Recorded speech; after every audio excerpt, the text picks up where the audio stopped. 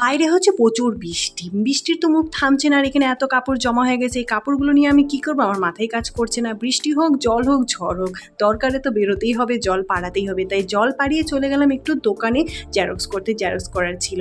আর এখানে সকালে মেয়েকে স্কুলে কি টিফিন দেবো, সন্ধ্যেবেলায় কি টিফিন খেতে দেবো, এই টিফিন নিয়ে আমার মাথা একদম নষ্ট।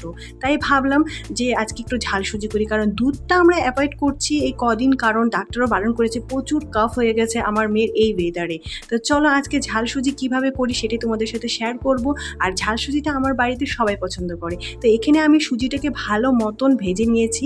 হ্যাঁ, সুজিটা যত ভালো ভাজা হবে, শুকনো তেল ছাড়া, শুকনো কড়াইতে যত ভালো মতন ভাজা হবে ততই কিন্তু সুজির উপমাটা মানে ঝরঝরে হবে।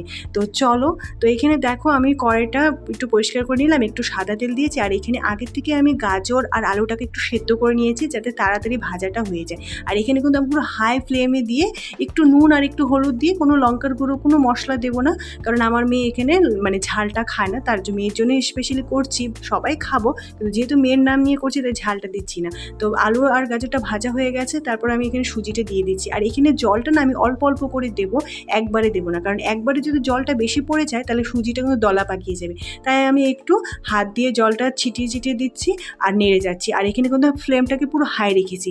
তারপর কিন্তু এখানে আমি একটু চিনি দিয়ে দেবো। হ্যাঁ, একটু নুন একটু মিষ্টি মিষ্টি, আর ঝালটা যেহেতু আমি দিইনি মেয়ের জন্য, নাহলে একটু ঝাল দিলে ভালো হয়।